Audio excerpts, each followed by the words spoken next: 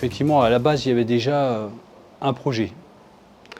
Et sur ce projet, j'ai été sollicité. Donc, on a fait une analyse de la demande, on a approfondi la chose.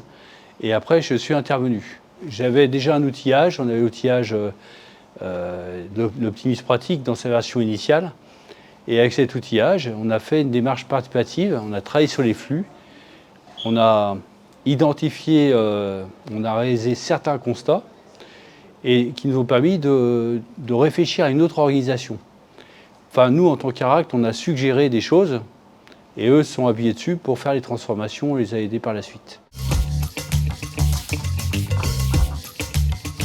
C'est un outil simple et pratique qui fonctionne avec des ronds, des demi-ronds, des triangles et des carrés, ce qui leur permet assez simplement de décortiquer un flux, d'échanger dessus. Donc effectivement, c'est avant tout et surtout des supports d'échange. Et d'arriver avec ces supports d'échange à s'accorder, à réfléchir ensemble ensuite à améliorer, optimiser les flux de telle façon que le travail fasse que ça soit moins dur et plus intéressant d'un point de vue de performance.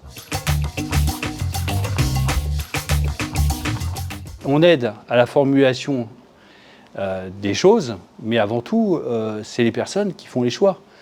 Nous, on n'a pas les cordons de la bourse, d'accord? Donc, on peut suggérer, et puis surtout, avant d'investir, bon, il y a des pistes, des idées, j'ai fourni des idées, faut les tester, elles ne sont pas forcément nécessairement bien. Il faut simuler les flux, il faut les tester, il y a des choses qui ne marchent pas.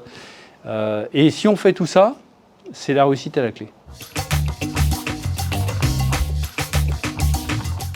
Il faut que les conditions soient propices. C'est-à-dire que si jamais la direction n'est pas impliquée, si jamais les instances représentatives du personnel ne sont pas impliquées, et voire même également et surtout le personnel, il ne faut surtout pas engager ce type de démarche. Nous, on peut apporter quelque chose d'un point de vue méthodologique, d'un point de vue outillage, et après, c'est comment on va faire durer tout ça, quoi. Je pense qu'il faut toute la chaîne des partenaires.